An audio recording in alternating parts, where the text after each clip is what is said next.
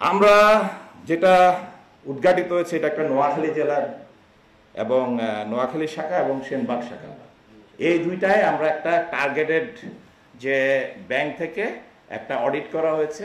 আমাদের director, board of ডাইরেক্টরের blessing নিয়ে ব্যাংকের মহাব্যবস্থাপক সুন্দরভাবে এই পরিচালনাটা করেছে এবং যোগ্য লোককে পাঠিয়েছে এবং এটা বের করতে সম্মত হয়েছে যে 2020 সাল থেকে 2025 সাল এই সময়ের মধ্যে যতগুলো লোন দেওয়া হয়েছে অল আর ফেক।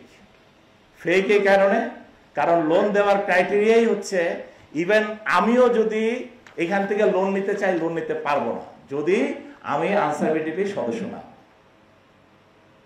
আমার ভাই যদি বলে যে হ্যাঁ ভাই আপনি তো চেয়ারম্যান একটু আমাকে লোন দেন, পারবে না।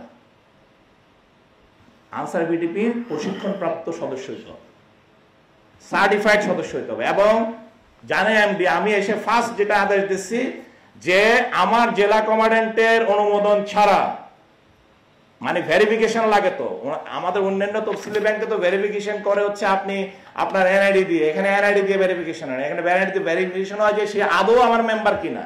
সেই ডেটাবেস তো আমার কাছে, সেই ডেটাবেস হচ্ছে আমার জেলা কমান্ড্যান্টের কাছে। আগে স্থানীয় পর্যায়ে উপজেলায় যারা আছে তাদেরকে দিয়ে একটা ভুয়া সাইন টাইন নিয়ে এই কাজ করছে গত এই এত বছর ধরে, যার পরিপ্রেক্ষিতে যখন আপনি একটা শাখায় এই চিত্র দেখবেন যে এইভাবে করে বিভিন্ন XYZ নাম দিয়ে দিয়ে আমাদের সদস্য না, তাদেরকে লোন দেখিয়ে এই লোন নিয়ে তারা তাদের সাম্রাজ্য গড়ে তুলছে।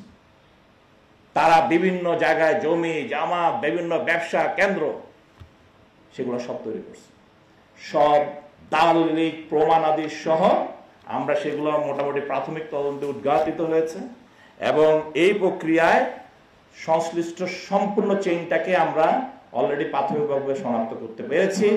ইনশাল্লাহ বাকিদেরকে খুব দ্রুত এটার সাথে আমরা পুরো অশুভ চক্রটাকে উদ্ঘাটিত করব এবং আপনারা খুব শীঘ্রই হয়তো আজকে কালকের মধ্যে এদের সমস্ত পরিচয় থেকে শুরু করে সবকিছু জানতে পারবেন।